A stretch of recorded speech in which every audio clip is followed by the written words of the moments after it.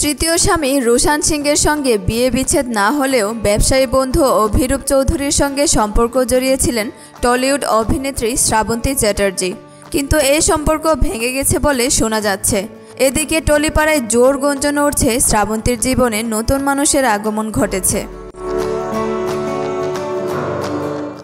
India today এক প্রতিবেদনে জানিয়েছে নতুন সম্পর্কে জড়িয়েছেন অভিনেত্রী শ্রাবন্তী চ্যাটার্জি।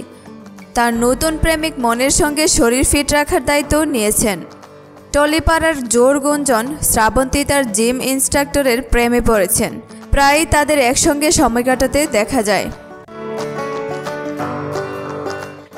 এদিকে নিজের প্রেম নিয়ে শ্রাবন্তী গণমাধ্যমে সাক্ষাৎকারে বলেন, এখন আমার ছেলের বিয়ের বয়স হয়েছে, এই সময় এসে আমার প্রেম করার তো কোনো মানে হয় না।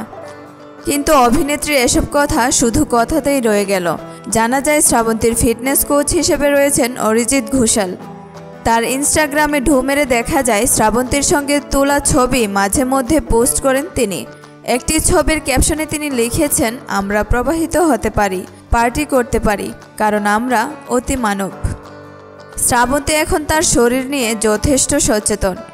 প্রায়ই তাকে তার শরীরচর্চার ভিডিও পোস্ট করতে দেখা যায়। শ্রাবন্তী যে জিমে যান সেখানে টলিউডের একাধিক তারকাও প্রায়ই শরীরচর্চা করেন। যদিও এই নায়িকার ঘনিষ্ঠজনরা নতুন এই সম্পর্ক নিয়ে সন্দিহান। তবে যা রটে তার কিছু তো ঘটে বটেই। কলকাতার দর্শকপ্রিয় অভিনেত্রী শ্রাবন্তী চ্যাটার্জি 2003 সালে পরিচালক রাজীবকে বিয়ে করেন। তাদের ঘর আলো করে আসে পুত্র সন্তান অভিমন্যু। পরবর্তীতে রাজীবের সঙ্গে ছাড়াছাড়ি হয় তার। এরপর এই অভিনেত্রী বিয়ে করেন প্রেমিক কৃষাণ ভিরাজকে। 2016 সালের জুলাইয়ে কলকাতার একটি 5 তারা হোটেলে শ্রাবন্তী ও কৃষাণের রেজিস্ট্রি বিয়ে হয়।